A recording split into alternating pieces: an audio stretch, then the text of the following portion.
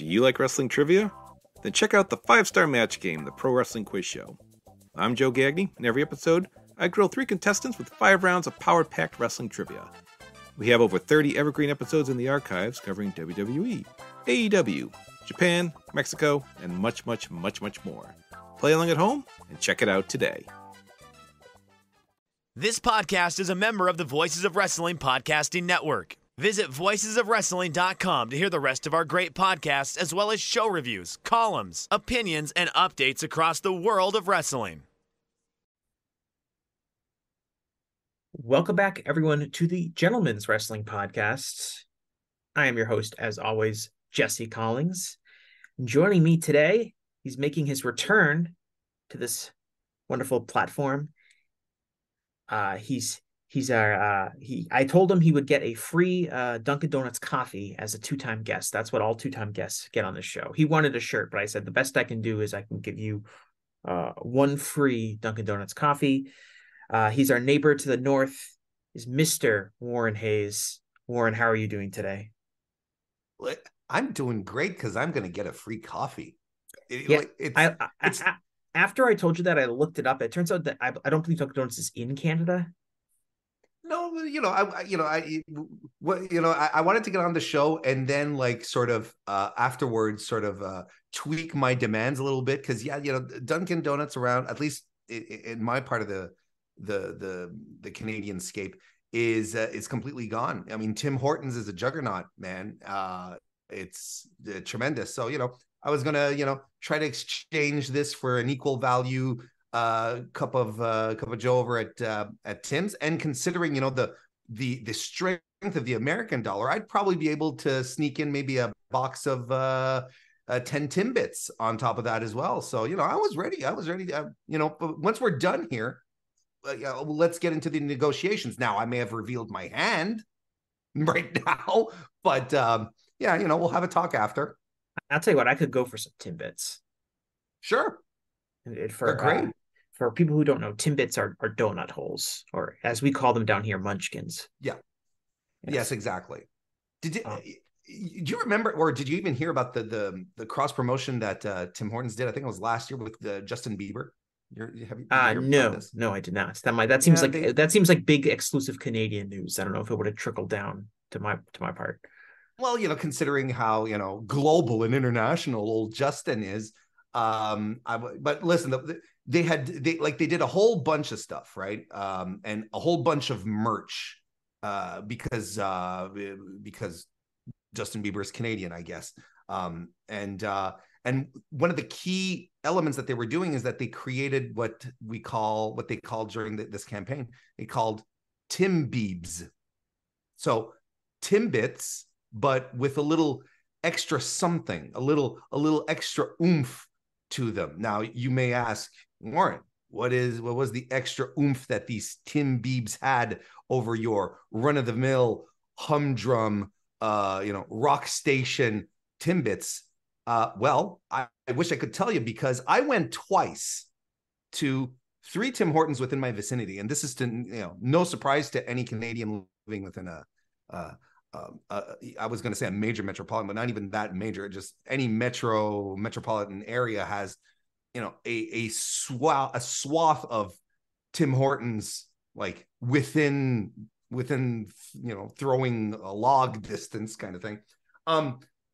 So I went to 3 different Tim Hortons at 3 different occasions to try out these Tim Biebs, and they were always sold out. I was unable as a Canadian to fulfill my true patriotic duty of 2 of our greatest icons coming together into a legendary collaboration. I was unable to take part in that and support it, and I still carry the shame to this day. Yeah, did you consider crying at the Tim Hortons? Did you bring a child along to maybe shed some tears? I myself shed some tears. I brought my son with me on one of the excursions. He was completely unimpressed, and neither was the cashier. Probably if I had been a petite girl, that would have swayed them a little bit, but apparently it was a monster success. Look, and they have merch. They had Tim Biebs merch, beanies, and they're all selling for ridiculous prices on eBay now. Yeah. Like it I feel was like a crazy thing. I feel like they could have made more of them for you. Like they're sold out. Like I don't really believe that. Like couldn't they just make more? Are you trying to say that maybe since I was a middle-aged white male, they were like, no, you are not. You are not our target audience here. I'm not saying that. I'm thinking maybe that the people that were there were like, we're not making any more Tim Biebs. We're done. We're done with that for today. But like theoretically, wouldn't they possess the materials to make something? And you're like, hey, I'll wait. I also buy into the idea of, a manufactured scarcity, right? Where you're like, oh no, we're on all of it today, come back tomorrow kind of thing, and then you always come back. I'm sure there's a lot of people who went and, ended up buying something anyway because they got there, right? And you're just like, oh, well, give me a cruller or something. Yeah, did you leave? Did you not buy anything? Yeah, no, I bolted. I'm the kind of guy, if I go to a place and they don't have the thing, I leave. Yeah. I don't settle. There's no consolation prize for me. I came to get Tim Biebs. Oh, you don't have anything? Okay, thank you. Yeah, we had I think it was right before the pandemic. There was a fascination hit the United States of America, and it was about the Popeyes chicken sandwich. Do you guys have Popeyes? Well, I tell your story and I'll tell you mine after. Okay, so people, I'm sure most of our listeners, great content so far. Yeah, most of my listeners will be familiar with Popeyes, especially in the US. Like, so Popeyes, which is a fried chicken chain, they came out with this new chicken sandwich, and it's really just a kind of a regular chicken sandwich, but it's quite tasty, and it became kind of a phenomenon where everyone was trying to get it. It must have been hugely successful to the degree that if you were going to Popeyes, there was like a 50% chance that they were going to be out of the sandwich. Sure. I believe at one point they were offering, if you brought your own bread, you could buy the sandwich. Like they had the chicken for the sandwich, but they did not have the buns. So you could actually have the option to bring your own bun and they will give you the sandwich. And it was this huge thing. And it was like, for whatever reason, they could not keep up with the demand. And so it sounds like a similar thing was probably happening with these Tim Biebs. Now, did you partake in the Popeyes chicken sandwich craze? Did you have one? At the peak of the craze, I don't really have a Popeyes really that close to me. Especially they've actually built a few more that are closer to me. But I did during the peak of the craze, I did manage to convince a work colleague of mine for us to drive up about 45 minutes to the nearest Popeyes, in the middle of the workday to get some of the chicken sandwich. And so we did that. And of course we got there and it was sold out. And unlike you, Warren, I totally just bought a regular Popeyes meal and ate it there. I was not deterred by the lack of sandwich, but I never really actually had the sandwich at the height of the craze. I think once it kind of died down, I was able to get it. Okay. And I've had it several times since. And what do you think of it? Oh, I think the sandwich is pretty good. Okay. It's not like the greatest chicken sandwich I've had, but it's probably my favorite chicken sandwich of that chain restaurants have produced. They see being the cultural juggernaut that it is, meaning, American fast food chains. We were fully aware of the chicken sandwich war that occurred with Popeyes and then everyone else joining in. But again, in my environment where I am, look, if there's no Dunkin' Donuts, there's no Popeyes around here, right? But this past summer, 2023, I go to Toronto for Forbidden Door, right? Mm-hmm. And I'm walking down, I think it's Yonge Street, whatever, and I'm walking downtown Toronto, and I live and across the street from me, I lift my eyes, and there is a Popeyes right there. And okay, and I'm sitting, and all of the hype just rushes over me, right? And I'm like, it's the greatest chicken sandwich ever made, so on and so forth. It's the best, and no one comes close. And I'm looking at it, and I'm in Toronto, right? A cultural culinary hotbed in Canada, right? There's a tremendous famous Chinatown there. Like I can sit down and I can have tonkatsu at any street corner, for instance. Like you can eat anything. This melding of world cultures. Exactly. And I'm standing in front of a Popeyes and I'm like, am I going to do this? Is this going to be like my lunch instead of just going to this fantastic Indian place that, you know, tandoori chicken right across the street? Anyway, so I go in and I did have a Popeyes chicken sandwich, and I'm going to tell you, I was not impressed. And I don't know if it's you know, maybe the staff was having an off day. You know, could be a lot of things. Is it maybe, you know, just the fact that the Canadian suppliers for this type of chicken patty, I guess, or breast, or breaded chicken breast, or whatever, maybe they're not on the same level as in the US. Maybe there's you know, maybe we can't find the exact same formula here up north. I couldn't tell you, but I did not understand the hype. But then on my way back, leaving Toronto, I stopped in at a KFC and I had one of the famous chicken sandwiches, and that was amazing. That was tremendous. And it was I ultimately did not understand the Popeyes hype after experimenting it myself.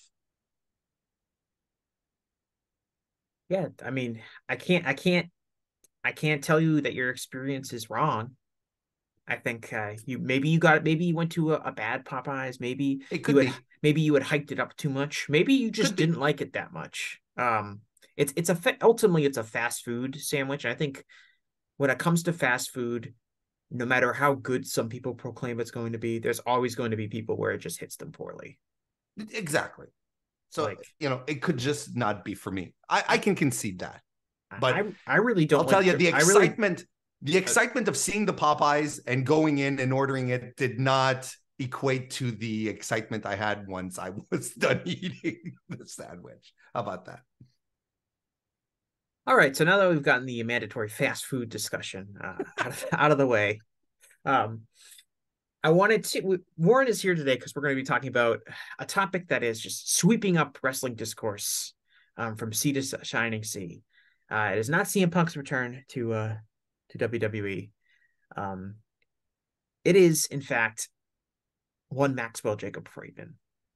And among certain circles both you and I, Warren, frequent,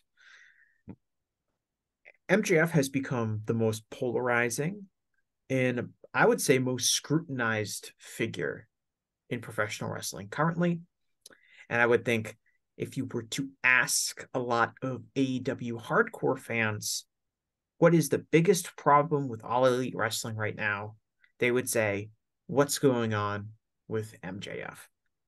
And this seems like something, I'll start with this. It seems kind of, it would seem preposterous a year ago to think that MJF would emerge as like a significant problem on AEW's television, right? I think if you were to go back in time a year from now, and a year ago, I should say, and tell us people like, oh, MJF, he's going to have a year-long title reign and he's going to be all over the product. I think a lot of people would say, well, that's a good thing. He's a very talented guy. They need to push someone new forward. That's the kind of thing that should be happening. But wrestling obviously is a funny business. And having now lived that experience for the past year, there seems to be a tremendous amount of frustration from fans.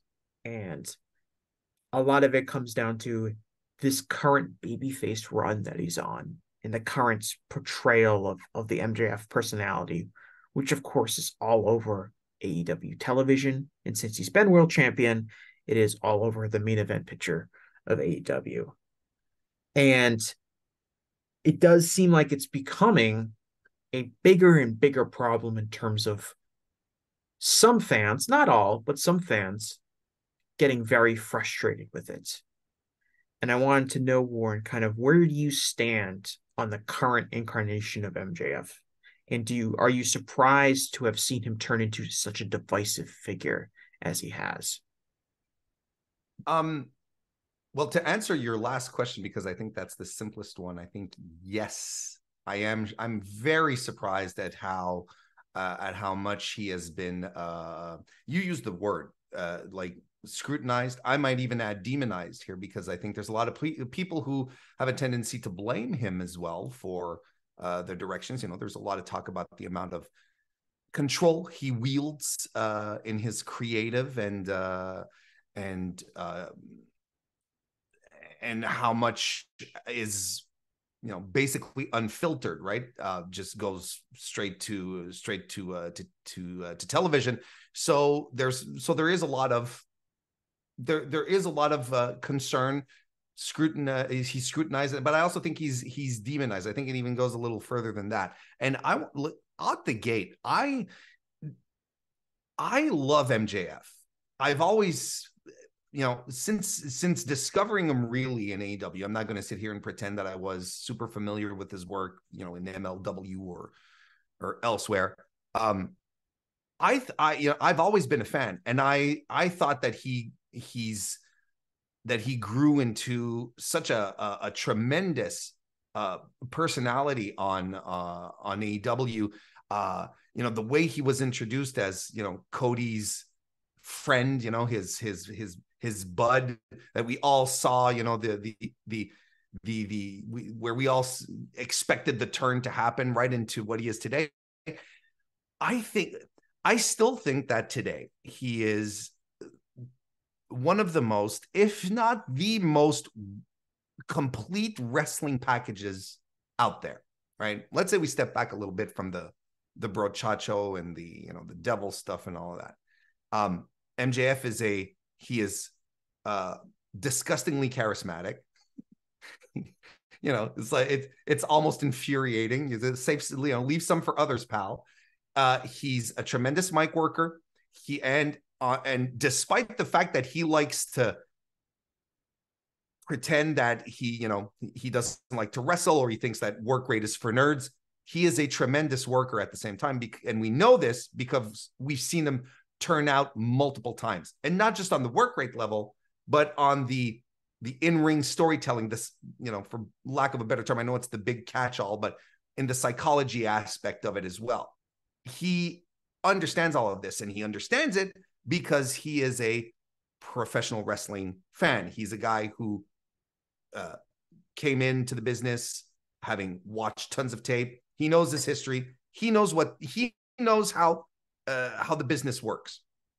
So for me, there's really I have difficulty finding someone who performs on such a high level on every metric, I guess, wrestling fans look for. Because you'll have wrestlers where you're like, oh, you know, so in the ring, but hot damn, is he good on the mic? Or oh man, she's a work rate phenomenon, or whatever. You get the point here. So from that aspect, the one thing that baffles me with the creative direction MJF decided to go down is astonishing, because he has all of the natural God-given tools to not need to delve into this kind of artifice, into these types of shenanigans where lesser wrestlers would need to get themselves over. He never needed any of this, if that makes sense. And that's what makes it the most baffling to me. And it's not even a question where I'm like, I hate the guy. And I think there's a lot of overreactions that do happen in his regard. I don't hate MJF. I think he's like right now he's batting. He doesn't have a great batting average for me personally, but knowing what he can offer, knowing that he can be better than what he's doing, keeps me from completely shutting the door on him. When he says I'm better than you, and I don't think he means it in the way that I'm saying it, where he's better than what he's doing right now. He doesn't need the bells and whistles of pre-tapes and goofy skits and show long storylines backstage where he's looking for partners, all this stuff. He doesn't need it. He's so much better than that, and he's so much more captivating than that, than taking up entire swaths of wrestling programming with, well, for lack of a better word, nonsense.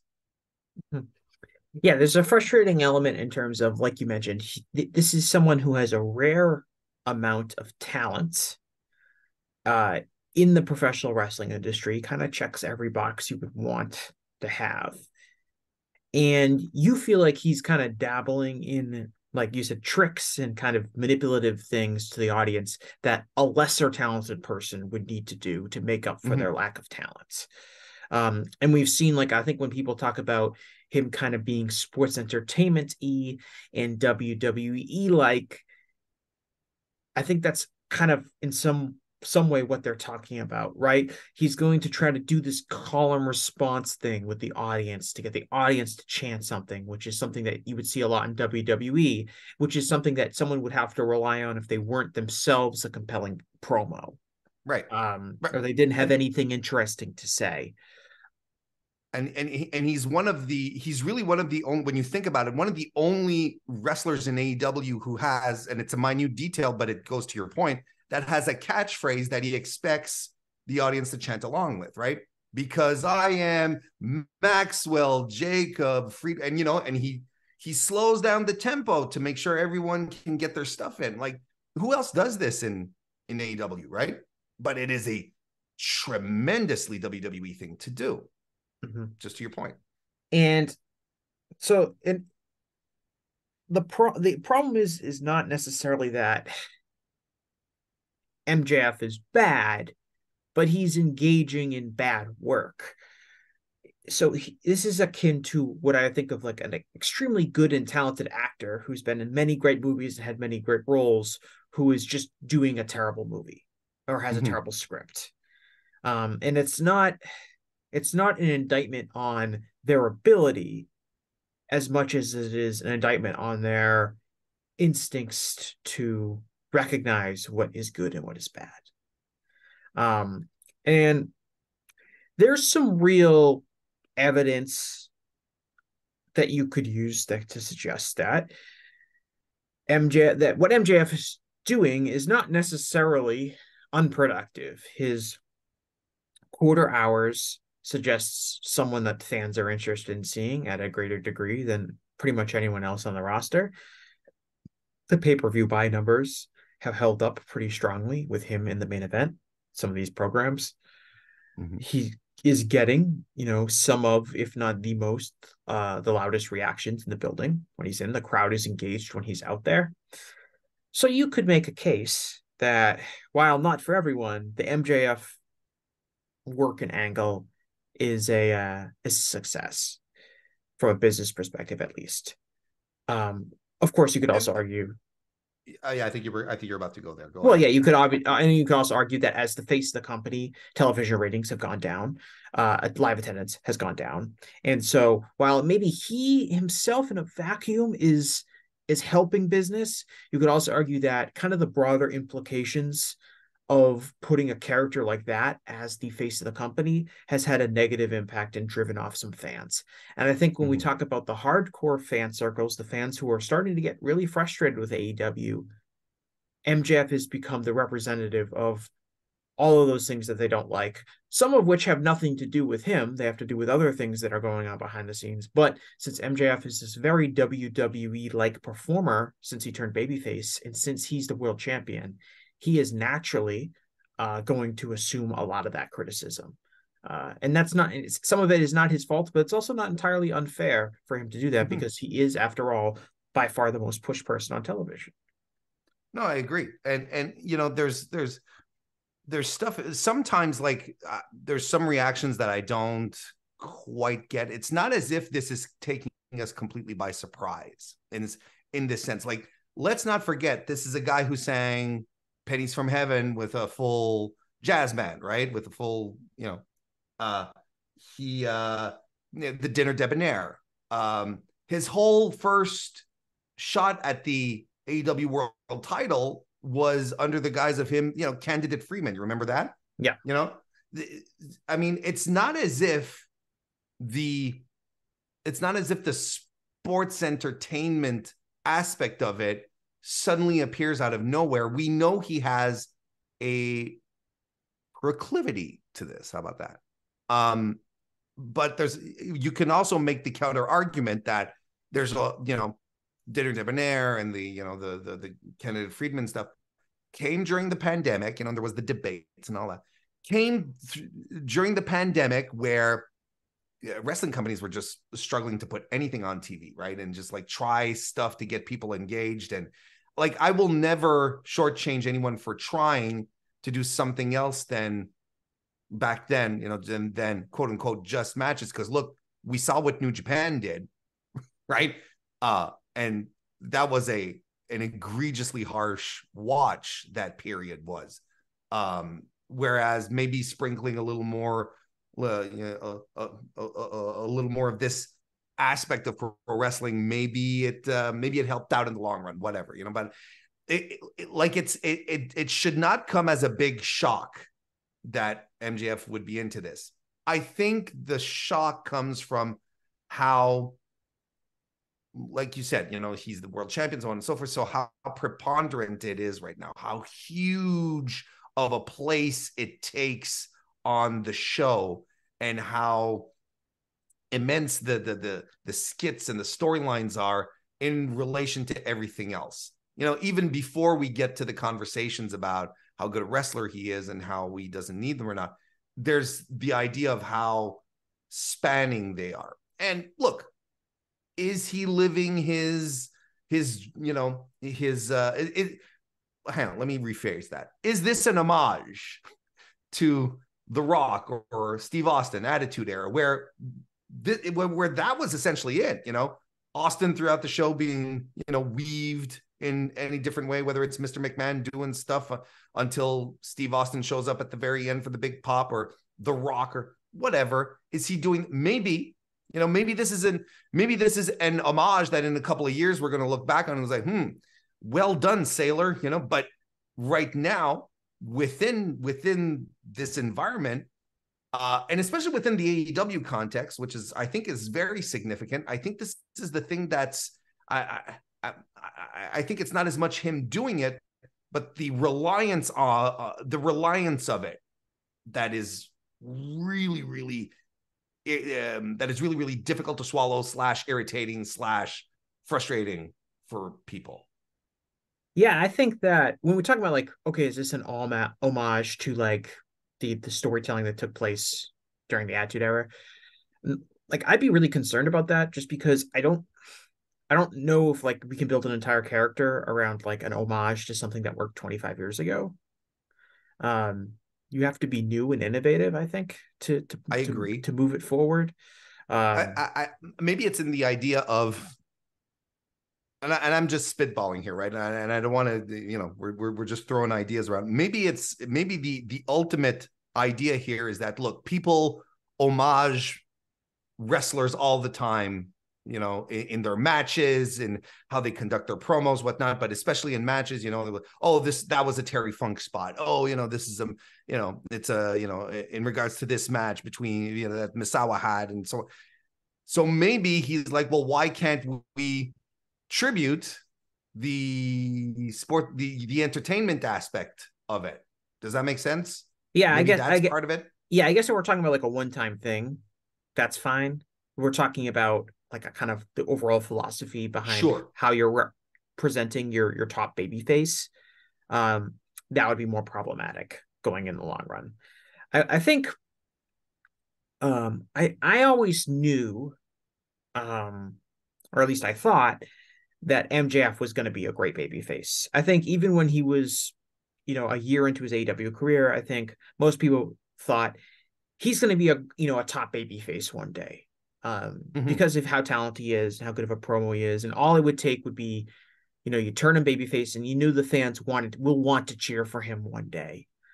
But it was always going to be kind of difficult to balance his, on-screen personality, which was so naturally heel, and make it come across as like this authentic babyface. And that ultimately is where I think this character has really struggled in terms of finding that balance. He's tried to keep himself true to his character by doing the, oh, I'm your scumbag kind of thing, and he still, goes for some cheap heat in the ring with the cheating and things like that. But it does feel kind of like a really awkward fit when he's really playing up to the crowd. I'm doing it for you people. You guys believe in me. And when he first started doing that, it was kind of interesting in the sense of how sincere is he? When is he going to turn on Adam Cole? When are we going to, find out that he's full of shit? And that hasn't happened yet. It doesn't seem likely to happen at this point. It would be kind of a different dynamic if it did happen. And so I just think that like babyface MJF has been an awkward transition and has kind of reduced him into this cartoonish, non-believable role. And that really feels more WWE than anything else. This complete caricature that doesn't talk the way normal people talk, that tries to work into his catchphrases. And that's the kind of babyface that I'm not sure all of AEW's fan base wants to respond to. See, and that's where I think you nailed it, and I think that's also part of the problem, and something that connects to something I had been thinking about, where the initial babyface turn, when Adam Cole started chipping at him, when they do the promos in the ring, and Adam was trying to get him to be a good guy. And I'm not talking about the skits, right? I'm not talking about the, the restaurants and, calling Puff fat and all of that. I'm really talking about like the when he was starting off. I think there was something tremendously endearing about it, and that the audience clasped onto, because I don't think anyone ever expected or thought MJF could be a babyface, right? Because he carried the mantle wherever he went. He'd insult 11-year-old girls, little girls, going to see him to sign autographs with their fathers, telling the fathers, telling the kid, how old are you? 11 years old. Oh, 11. Your father made a tremendous mistake 11 years ago, right? Like, I don't think that we saw MJF as a viable babyface, but there was something about the turn, about the fact that he did come across as being lonely to his own, that's because of his own devices, right? Because, he was a dirtbag to everyone else. He wasn't sympathetic. He wasn't sympathetic, but now when he tries to be sympathetic and he's like, and he turns out, man, I have no friends. I'm alone. And Adam Cole's like, I'm going to be there, and Adam Cole, who is a dirtbag in and about himself, but okay, let's roll with it here. He's a good guy in this circumstance here. I think there was something very endearing with it. And then it transformed into the 80s cartoon level babyface, where you nailed it perfectly. So when you said, talking in catchphrases and in crowd reactions, right? That's where I think it started to slip. Because if anything, I was looking at this in the early stages and I was like, this is a guy right now, I feel, who just wants to flex the idea that he can do it all, that he can legitimately do it all. You need him as a heel, he'll be the best damn heel on the planet. You want him to be a babyface, he's going to be a tremendous babyface. Like, he can do it all. And I think that one of the reasons why it worked so well at first, outside the gate, when they were forced to team up in the Eliminator tournament, or whatever it was called, the tag team tournament, I think that was one of the reasons why it worked so well, is because he hadn't turned full caricature at that point. And now it's a little heavy-handed. It's a little heavy-handed. It's not as natural. It's not as compelling. It's always weird to talk about authenticity in pro wrestling, but there's a lot of wrestlers who are able to pull it off. And I feel like in AEW, the wrestlers who are able to pull it off are much better well received than those who do put on the airs, because then you can really you can smell it, you can taste it, you can see it. And I think that's the problem with MJF right now. Yeah, I want to mention Adam Cole because I do think that Adam Cole is like a big part of the problem here. And I don't know if it's like Adam Cole personal creative direction or anything, but I do think that the worst of MJF, babyface MJF, is when he's been associated with Adam Cole. Mm-hmm. I think the backstage skits, the dumb NXT 2.0 skits that they were showing, were terrible. I think that the whole Roderick Strong, he's not really your friend, that whole angle, terrible.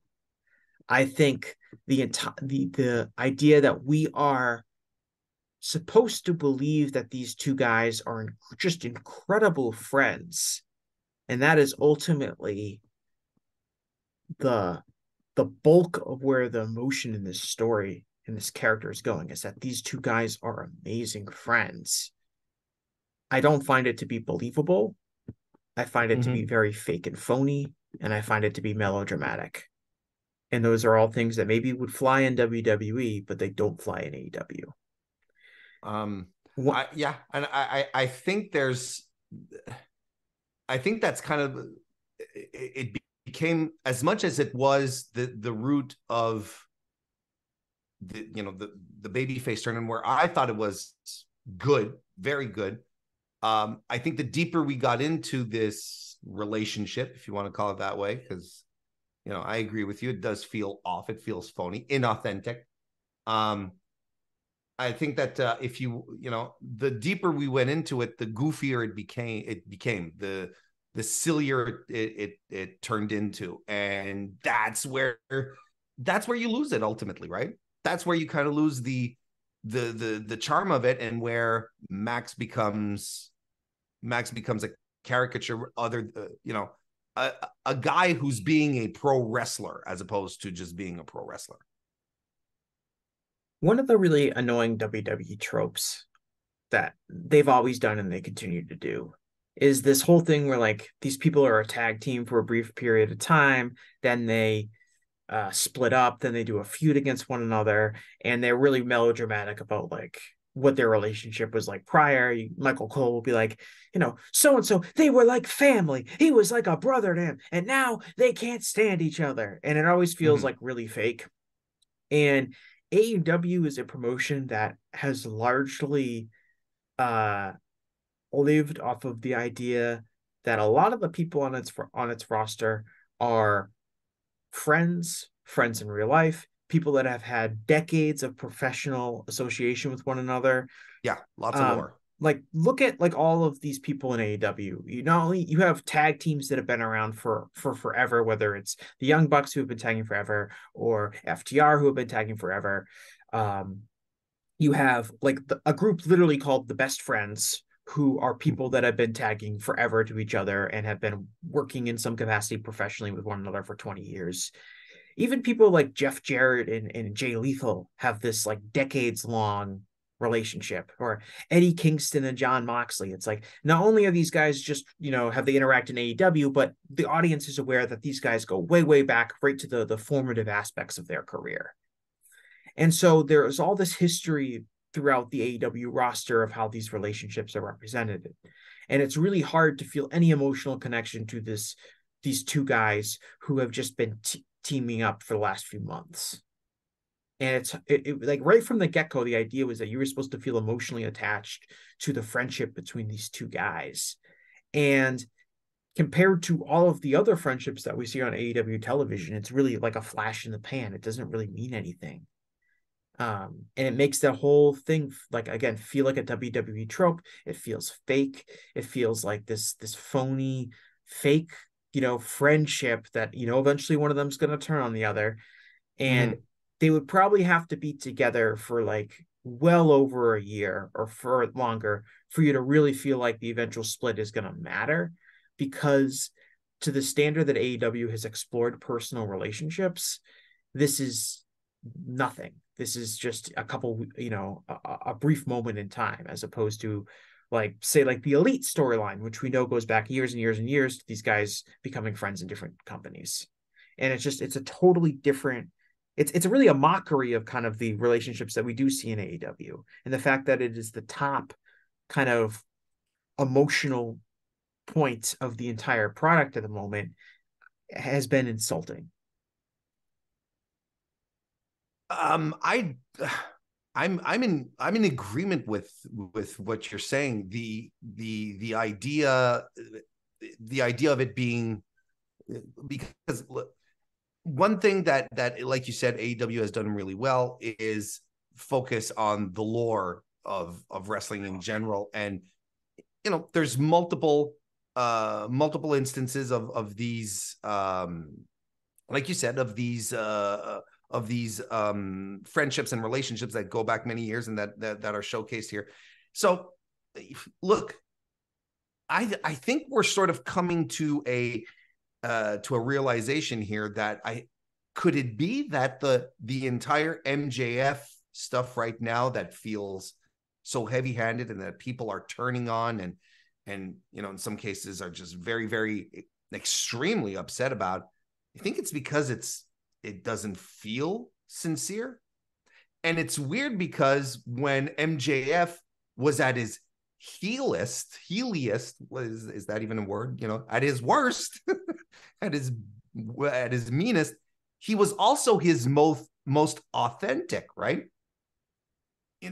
Even in times where you knew he was stretching the truth, right? When he was talking about with the car accident and the moving the girl to the driver's seat and whatnot, these things are not real, but he spoke with such authenticity and reality about it that people called the police department to make sure that there hadn't been a report turned in, right?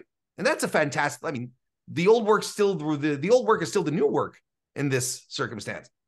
So it's interesting on that level to see it in that light, where when he was a heel, he actually came off more convincing, created a deeper connection with the audience rather than relying on whatever he's doing now on the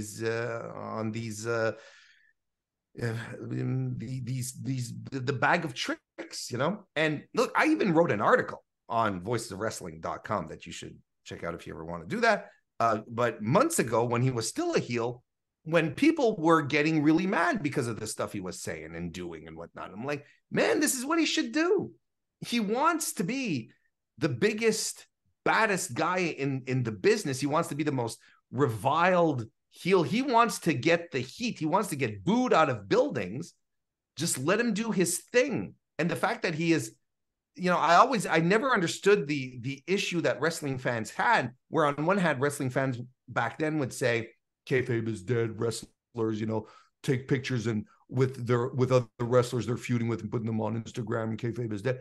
But then when one wrestler decides to, maintain appearances, keep the veil alive as he's on social media and doing meet and greets, and people get mad at him as well, I heard you, the fans came out and so on and so forth, and why is he being a dick online and so on and so forth.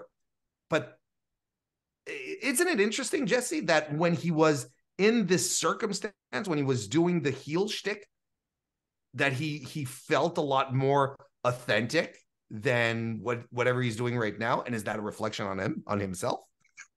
I think like when he was a heel, he was pushing boundaries and he's pushing the limit, and he's tiptoeing up to the line and sometimes crossing it. Remember when he threw like the alcoholic beverage at a little kid? Yeah, which I still think was hilarious, but yes. Right, but he's pushing the boundaries Sure. of what people are comfortable seeing in a way that I think was really good. Like, it's impressive, and it's how you're going to discover something new, and it's how you're going to promote yourself new, and how you're going to connect with an ever evolving audience. And as a babyface, he's very much not doing that. He's not pushing any boundaries. He's not doing anything new. He's kind of doing this, whether it's a tribute to the Attitude Era or 1980s Hulk Hogan or whatever. He's not pushing boundaries anymore. He's playing it safe, and he's doing something that we've seen for a very long time through a bunch of different wrestlers in WWE in particular. And that's where I think not only is it not authentic, but it also is not anywhere close to kind of the same level of his work as a heel, because he's no longer pushing those boundaries. He's not coming up with anything new to do. He has a masked right now. He has a masked, rival who we don't know who that is. That's not really a new or innovative idea as a babyface. We've seen this many times before. We're gonna, I guess we'll eventually find out who that is, and maybe that will go in a new and interesting direction. But at this point, I tend to doubt it, and I think that's a major problem, because I think if you're going to be the next generation megastar, which MJF feels better positioned to do than anybody else in wrestling, you've got to be new and innovative and do something different.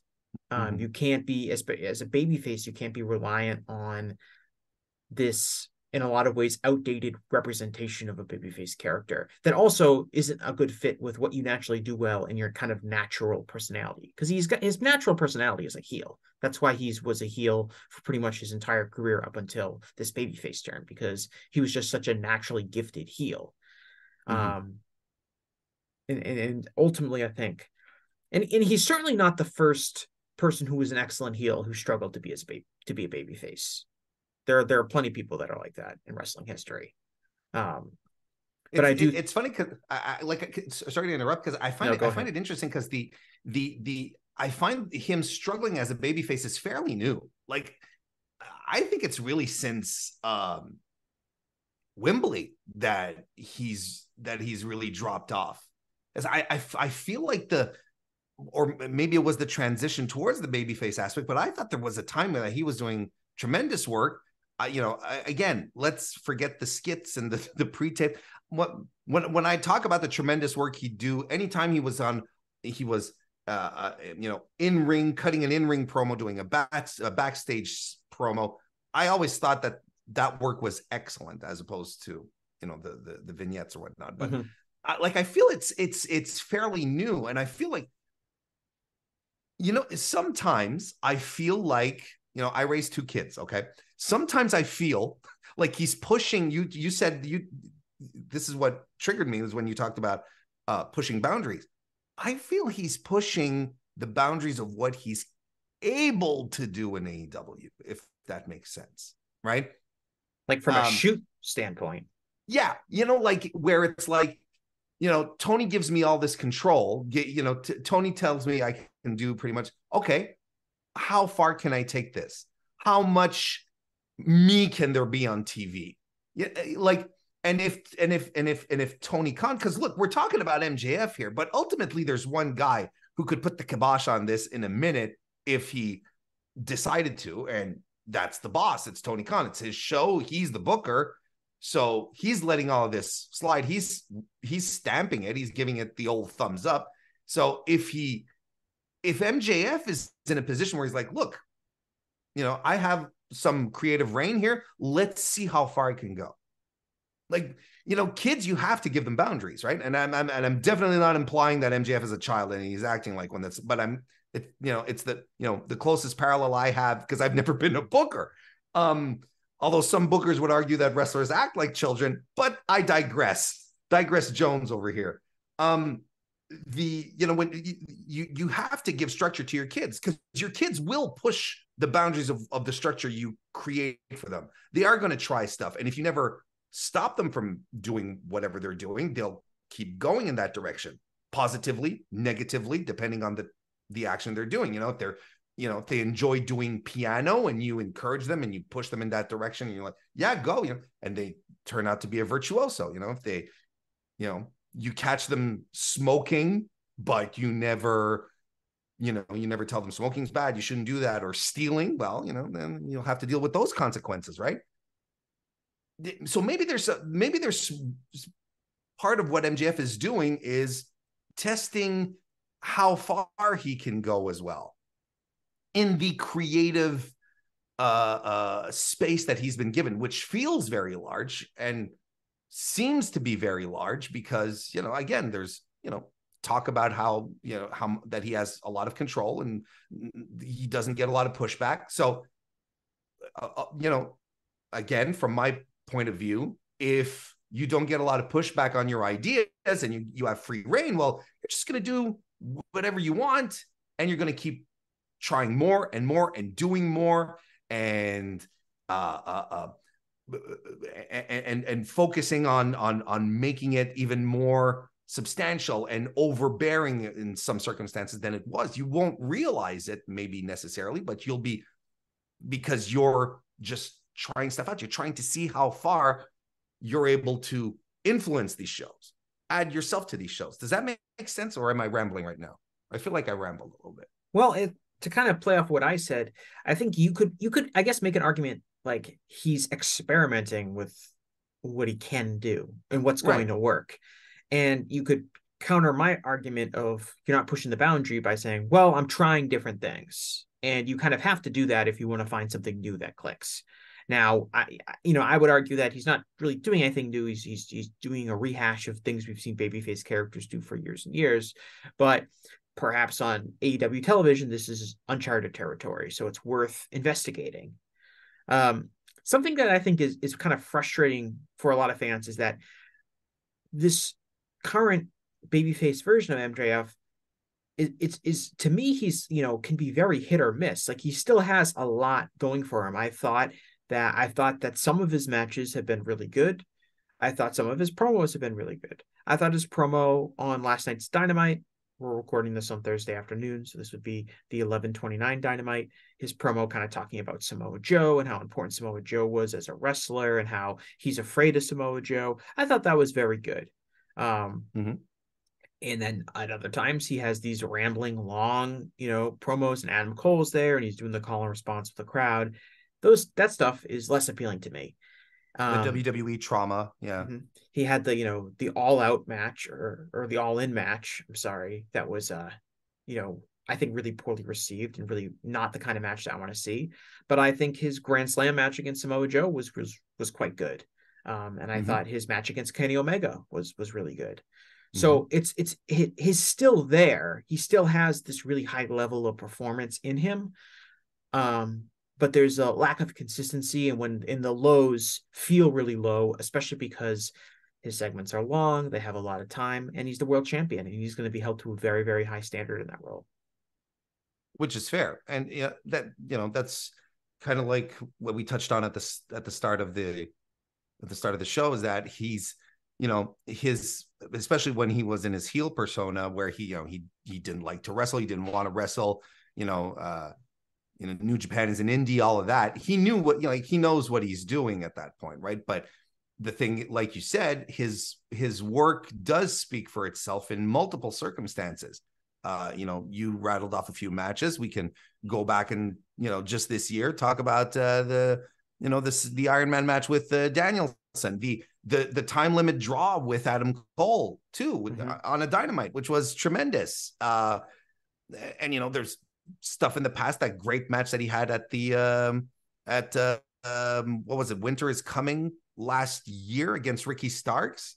Like, that's the thing, is that his work is high level and it's there, which makes it extremely frustrating that he feels like he has to structure his matches like a Roman Reigns match, excuse me, right? Roman's matches have a formula to them. We're at a point now where we expect the ref bump in MJF matches as well, just like we do with Roman matches. There's going to be a ref bump and stuff is going to happen, and it's baffling. The more we talk about this, the more I'm realizing that I think that maybe the subconscious frustration that a lot of people have is exactly due to the fact that MJF is indeed better than the stuff that he's putting out there, that he can do better. Now, when we talk about, trying stuff out, like, doing rehashes on, rehashing stuff from the past today and trying to present it as something new. It isn't jiving, right? But maybe and again, we're just talking, right? Maybe he needs to get it out of his system to a degree. Here's the dad talking again, right? Send the kids outside to play in the snow so they can sleep tonight, kind of thing. This is his rebel phase. You just got to let him play it out. Maybe he needs to get this out of his system. The stuff that he's always watched and loved. Maybe once it's done, he can retool whatever he's doing into the sharp, the sharp, innovative stuff that we would like to see from him. Not unlike someone who's learning to play guitar and starts by playing Smoke on the Water. You get your feet wet and everyone knows the chords, but then eventually you start diving in. You have to start there before going into some Stevie Ray Vaughan. You know what I mean? Like, maybe this is part of the overall process of MJF. Maybe in 10 years we'll look back on this era and we'll be like, yeah, look, maybe we'll be able to look back at this as the primordial ooze of ultimately the tremendous world-shaking run that MJF will have as the dominant force in pro wrestling. Maybe. Yeah, I mean, if I were to look at like the root of this issue, I think a lot of it is a lot of people who are hardcore AEW fans or really liked AEW, wanted AEW to succeed a lot.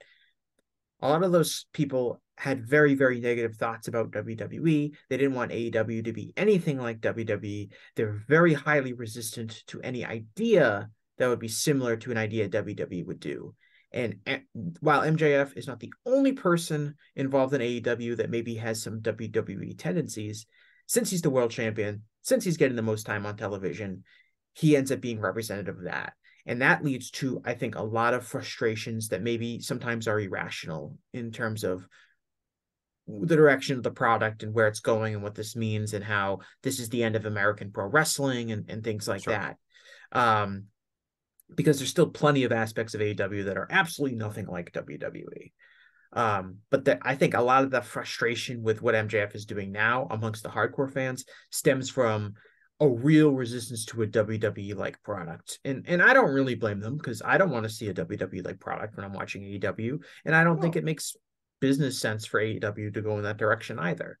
But I do think when we talk about, I think some of the real extreme hatred for this MJF character, I think a lot of that stems from this is like what we would see in WWE, and I'm very frustrated that it's happening in AEW.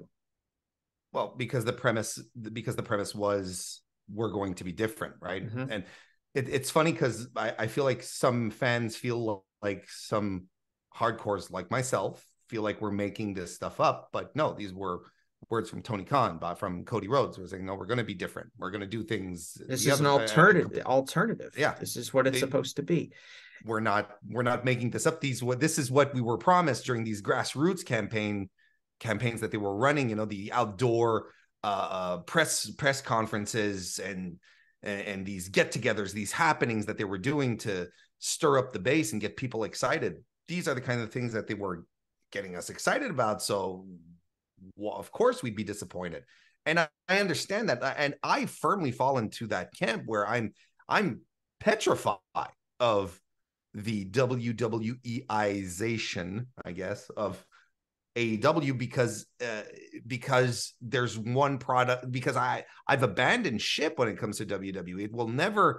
It will no longer, at least not now, and it hasn't for years, given me what I want out of pro wrestling. And I think the generalized fear of WWE doing so well these days, having a lot of goodwill behind it, a lot of positive coverage. I think there is an innate fear from AEW fans that the brass might hear about about all of this. And when I say the brass, I mean like, you know, Tony's bosses, right? The Warner Brothers Discovery executives who might give him a call and say, hey, look at how good these guys are doing. How come you're not doing as well? And then maybe Tony feels like he has to retool things to make the bosses happy, get a better TV deal. I mean, that's still not concluded, right? So I think there's a lot of anxiety that exists on that level. But at the same time, it's not pretend anxiety. We can point to things.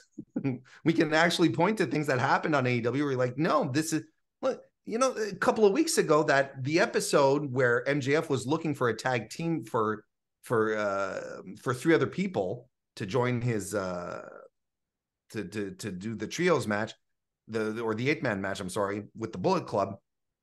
That was the most WWE episode of AEW I have ever seen. And you could tell me, you know, Bruce Pritchard produced it, you know, put it all together. And I believe it because, and I was even out, you know, I went out there and I said on my end, on my spectrum, in my little bubble, I said this is the worst episode of Dynamite in its entire history. No, but Warren, there was some wrestling. No, but the structure, how it felt. I ended that show. Something that had never happened, me watching AEW, but something that happened frequently with WWE. I would look at my watch and I'd be like, oh my God, there's 10 minutes left. I did that watching AEW, which was a reflex that I had so many times when I was watching Raw every Monday or SmackDown every Thursday/Friday, whenever. And for the show to end and me feeling exactly how I'd feel after a bad episode of Raw, where I'd be like, man, I just wasted my time. That is something that I still have that I do not want to feel again. So I think that's why this anxiety exists, because you can point to moments where these shows happen. And I think it's fair. It's fair because it's fair to be anxious. And I know some people take it very far, and, you know, people around us, Jesse, who have been very vocal and very angry about the direction. But I also think it's fair because, and I mentioned it briefly, but I'm going to underscore it properly here, because this is not what we were promised. This is not what we were told. This is not how the wrestling fan base was stirred up by going directly to the fans and creating get-together events. And, you know, Starrcade had a big hand in this as well. You know, creating and deepening these connections that these wrestlers had with fans. We're listening to you. We understand. We're going to bring wrestling back to North America, and we're going to do it in a sports-based presentation. We're not going to throw to the back. There's not going to be skits and so on and so forth.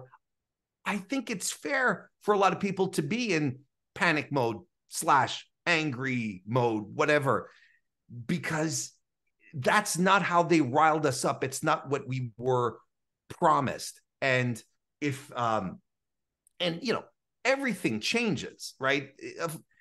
I think it's also at the same time silly to think that there would not be, that we wouldn't bob and weave here through things and experiment and try and see what sticks. But the more AEW strays from its original promise, its original concept, I think that's where it creates the most anxiety, the most worry out of its fans and hardcore fans in general, because I don't think anyone wants another we don't want WWE Junior. We never did. Even when TNA tried to do it, we didn't want that either. We want the alternative, the competitor has to be different. And that's what's compelling. That's ultimately, I think, why it's fair to be mad. I can't even get mad at the people who are mad, if that makes sense. Yeah, and I think there's always been this sense of frustration amongst fans, even right from the start when Dynamite first started, that it wasn't 100% sports-based. They did throw to the back. They did have interference and stuff like that, things that people were sick of in WWE.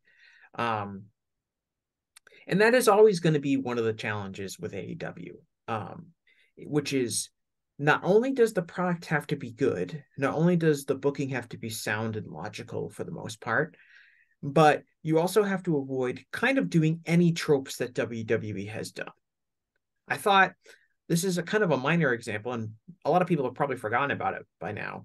But remember when AEW did this big reveal about who was going to be, Chris Jericho and Kenny Omega and Kota Ibushi's tag team partner, and ended up being Paul White.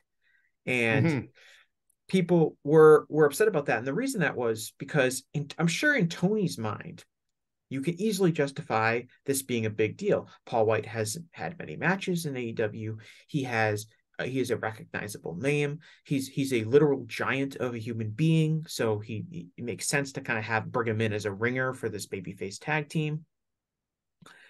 Like in a vacuum, all of that stuff makes him a good candidate to be kind of in that position to that role. But the issue is the last 10 years of Paul White's career have been in part defined by WWE's underwhelming use of him, in the sense of he's being positioned as a title challenger that's stale and nobody wants to see him. Even though he's not stale in AEW, even though AEW hasn't constantly positioned him in that way, the fact is that's how fans have viewed Paul White, and it's one of the mistakes that people feel WWE has made over 10 years, which was an over-reliance on Paul White and Kane and these veteran challengers that are positioned to the main event that don't really have main event interest at this point. Sure. And so it was this major critical mistake at that point, because they're not only the logic is fine. Yeah, I can see why someone would choose Paul White for that role, but he can't, because WWE, all your fans watching understand how WWE would have used Paul White, and they can't see that again. Even though it's never happened in your company, you can't do something that WWE did. And I could say that about the MJF babyface character. I could say that about other acts on the show. Like, even if something seems or feels original or something that hasn't been done in AEW before, if it's an annoying trope that a lot of people have gotten annoyed with WWE for doing, you can't do it, even if it might make logical sense for you. And that's a balance that AEW has to find. You can't just be logical. You can't just have good matches. You have to also be different than WWE if you want to make it. And that's part of the problem with Max's character. You could say Max's character is logical. You could say that his performance is good. The fact of the matter is, it's very similar, especially with the backstage skits, especially with the fake, forced, babyface friendship with him and Adam Cole.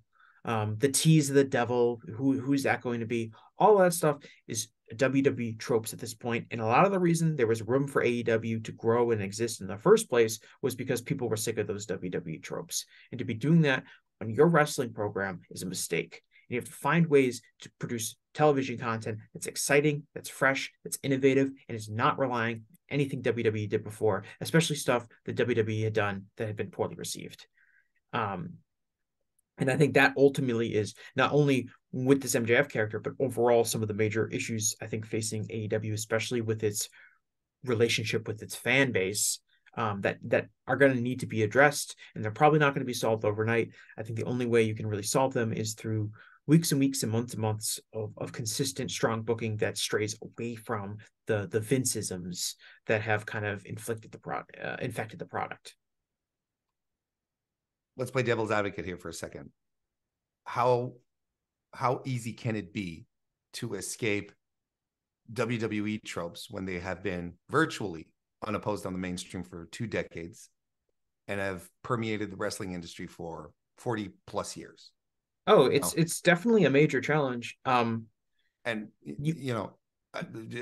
just really quickly, like, I myself realized that it's difficult, but at the same time, we still have not figured out another way to present pro wrestling in, than how we used to do it back in the late 80s, when we started getting cable access television. I mean, it's still how WWE did it in the early 90s and Nitro. And we haven't even changed the formula, right?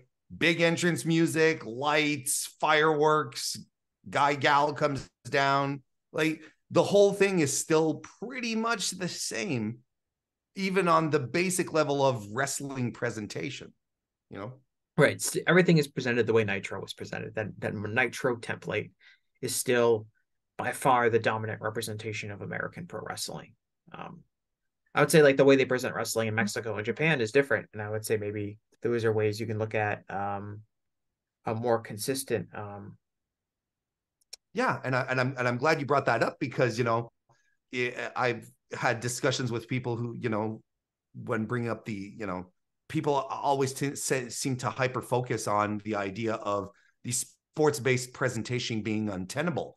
Tell that to New Japan, Yeah, tell that to and CMLL. They've been doing this for decades. Yeah, and the presentation stuff, having backstage promos, having guys come out with a mic in the ring, that stuff doesn't bother me at all. I know maybe some other people who are way more sensitive to the WWE stuff, it bothers them. But I would say, how I would always describe AEW to people who didn't know what it was, or kind of when someone asked what's the difference between AEW and WWE, I would always say AEW is a promotion that's largely grounded in reality, where the personalities feel relatable and more realistic, as opposed to WWE, where the personalities are really over the top and exaggerated and cartoonish. And some people are going to like the cartoonish, over the top exaggeration of personalities. That's the way some people prefer wrestling. That's what they think of when they think of pro wrestling. That's fine. But some people, and I think the modern way of presenting characters, are going to be the more realistic human versions of these people. And the current version of MJF is the over-the-top cartoon babyface character that is much more akin to what you would see on WWE programming, as opposed to a John Moxley, an Eddie Kingston, a Hangman Page, even like a CM Punk when he's there, which are much more grounded in reality personas. And that helps the product feel more real. It makes the storylines feel more easily relatable. It makes the characters feel more 21st century. And that's where I ultimately think the biggest strength for AEW is. And that's why it's frustrating to see them lean on something that is the complete opposite of that. But it is very difficult, right? Like you said, like how difficult is it to be when WWE has been the dominant, version of pro wrestling in this country for 20 years. And the reality is, AEW has brought in people who are from WWE creatively to assist with the product. And even people that aren't from WWE, or they spent brief periods of time in their career in WWE, and or someone like Max, who's never stepped foot in WWE outside of that like one NXT yes spot where Samoa Joe shoved him when he was an extra. Like because WWE is the dominant imprint of what professional wrestling is in this country, the Vince view is gonna impact them and influence them. Sure. I mean, how many indie promoters are there out there that present their product the way WWE does? And those people are never in WWE, probably know very little about the backstage workings of WWE, but because that's what people have been seeing on television for 20 plus years with very little competition, that's what happens. It ends up impacting and influencing the product. And it's definitely like a super challenge to get away from that, especially when you have some people that are going through the product with a fine tooth comb and saying, look at this. They used the term triple threat. That's a WWE term and I don't like it.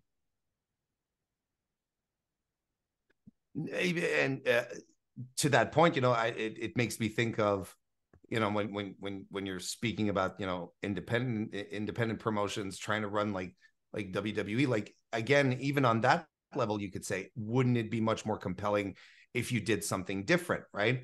And it takes me back to when Shimmer was around, right? When Shimmer was founded back in the day, the idea was to present women's wrestling in a completely different way than what WWE was doing. Like, could you imagine, like, otherwise, what would you do then? You'd run an indie promotion and you'd have women coming in to do bra and panties matches or evening gown matches or whatnot. No, they were, Prazak and Allison Danger were like, no, we are going to do the complete opposite of what WWE is doing. And, the promotion had a tremendous run. And did set the tone for a lot of your favorite women wrestlers today were heavily influenced by what happened in Shimmer, but that's neither here or there, and it's a whole other topic. But that I think it just goes to the point where just try something different, do something else. Sometimes the audience thinks it wants something until you show something else, right?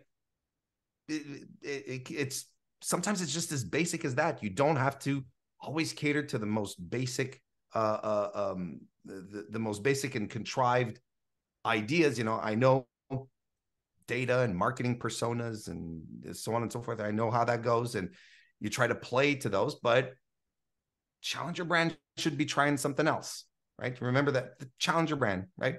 They should be trying something else. Yeah, well, I think that there is a trap that people fall into, which is this idea that presenting an alternative can only get you so far. And if you want to take that next level, you inherently have to conform to the industry standard.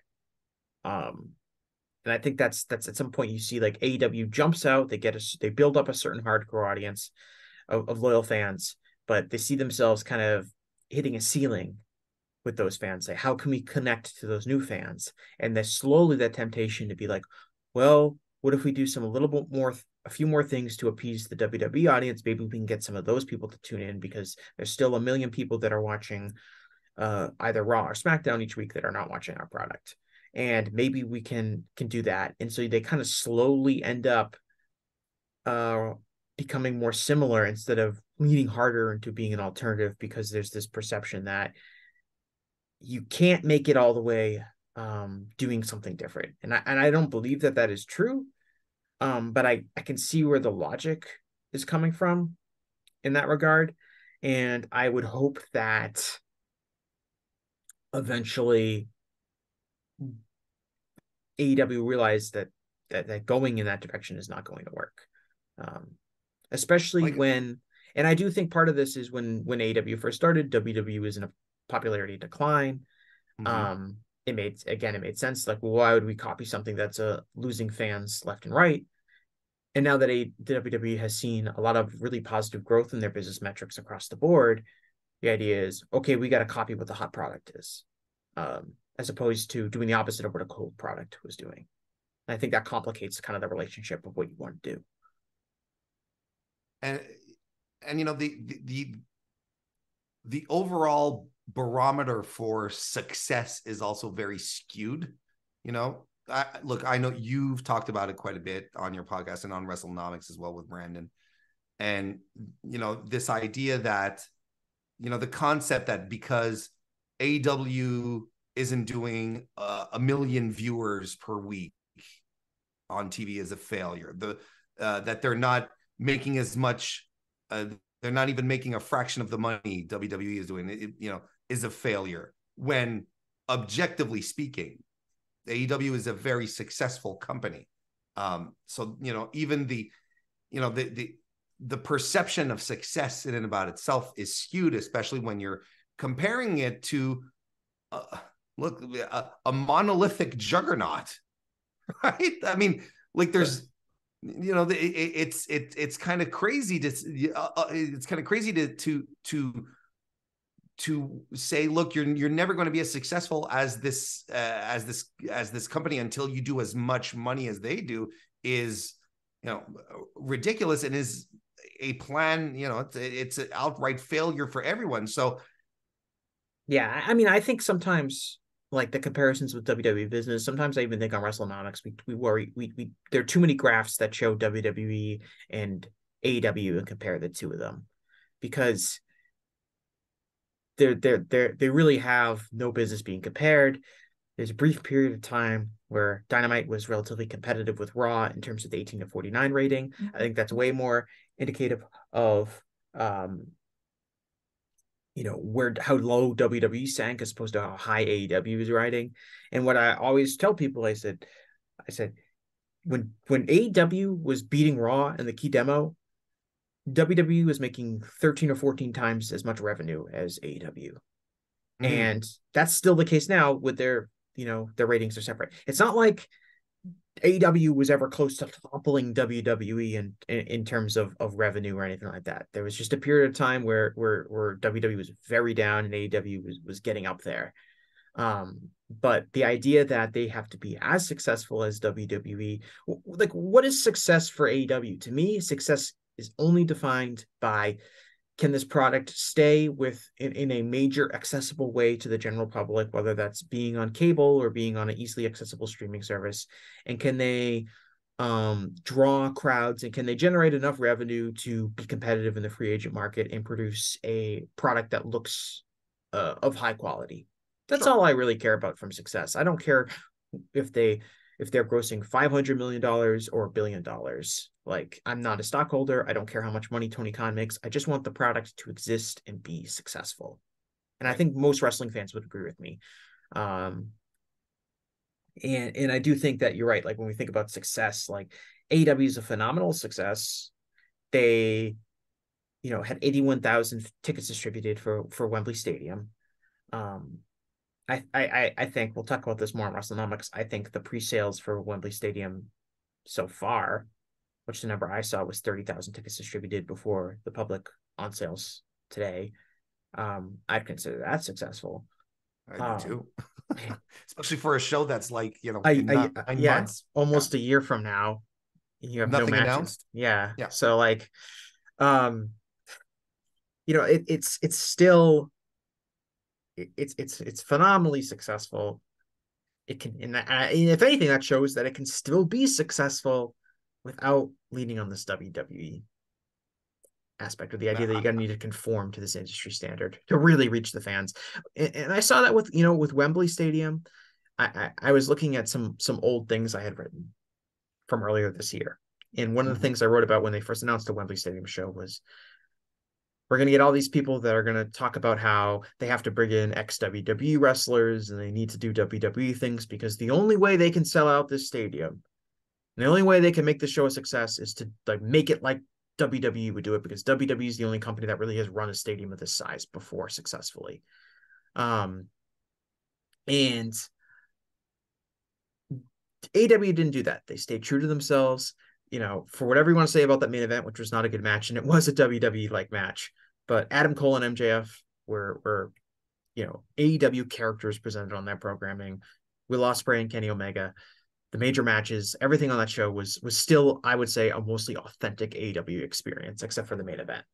Sure. And hey, lo and behold, they, how many tickets did they actually sell? I'm just going to say they distributed 80,000 tickets, but it was a phenomenally successful show, and they didn't have to rely on any real WWE tropes to get there. They did in the main event for unexplained reasons, but as far as promoting the show, they didn't have to do anything more. And getting us there. No, exactly. Why change what brought you to the dance in the first place?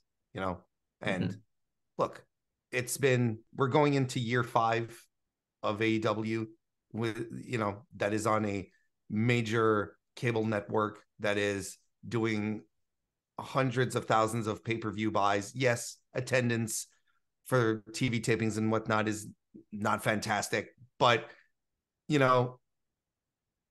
I'm old enough to remember when there was competition, and I went through the drought and the desire for something else to come up, and to come up to challenge WWE.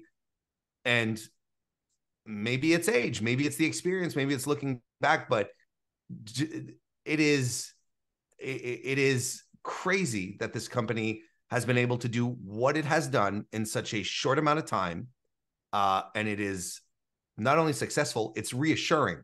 So maybe to circle back to another point, the anxiety around the changes maybe is probably still, again, related to, we got this far without needing to put it on the nose so hard, to drive home the sports entertainment aspect so hard? Why is it that is at this juncture, what is happening right now that we feel we have to pivot when things were legitimately going very well and we're on the rise? I don't know, but it's still a tremendous it's a tremendous success at this point. And I think we don't need it to be anything closer to the market leader. It just needs to continue to be what it is. And I think it's an interesting parallel we can bring directly to Max, where Max, I feel, is at his most compelling when he is at his realist, as opposed to being, the catchphrasey babyface that he is today. All right, I think that's pretty much it. Warren, do you have anything that you want to add or plug? I can plug. I can plug with the best of them. First of all, thank you very much for having me on again, Jesse, for being in the exclusive twofer club. I'm very honored about that, and I love your podcast. I love your podcast because you saw my Spotify Unwrapped, right? You saw that, right? I did not see your Spotify Unwrapped due to my I don't know where you shared it, Warren, because I shared it in our Slack. You are the fifth most listened podcast from Mr. Warren Hayes. Excellent. Thank you so much. I was fourth for myself. So if you were higher than fourth, if it was higher than fourth, I would have been like, damn, you're listening to it more than me. But no, honestly, thank you so much for having me on again. I appreciate it. And if anyone listening would like to head on over to either youtube.com/Mr. Warren Hayes or find the Mr. Warren Hayes Show on your favorite audio podcast platform, I'd be very much obliged to have you around. I cover pro wrestling every week on a flagship show and hang on, that's been trademarked. On a mothership, no, that's been trademarked as well. Just an omnibus podcast. How about that? And I also do separate Dynamite and Collision reviews. So love to have you because we're all just one big happy family of pro wrestling fans, aren't we? Yeah, and we always get along, and we're just we never get disagreements. No, ever. All right, Warren, thanks, Warren, so much for being on the show. Thanks for all the listeners who've been tuning in. I hope everyone has a safe couple of weeks, and I will talk to you again in the future. Thanks. Hey everybody, my name is Jesse Collings, and I want to tell you all about my show, the Gentleman's Wrestling Podcast, here on the Voices of Wrestling Podcast Network. On the Gentleman's Wrestling Podcast, we do a thorough analysis on the biggest issues and trends within the pro wrestling industry. We talk a lot about pro wrestling media, we talk a lot about fan culture and wrestling's place within general pop culture, and we talk about the broader influences that are shaping the way we discuss and analyze the pro wrestling industry. We've had some of the brightest minds in the pro wrestling intelligentsia on the show, including WrestleNomics host Brandon Thurston, both Rich Craich and Joe Lanza from the Flagship Wrestling Podcast, Trevor Dame from the Through the Years podcast, and a whole lot more. This isn't a show for hot takes. It's not a show recapping the latest episode of television. This is a show focusing on the biggest topics in pro wrestling and doing a deep dive on the real stories behind the surface level analysis you might find elsewhere. The Gentleman's Wrestling Podcast is available wherever you get your podcasts, and we'd really appreciate it if you gave us a try. Thanks.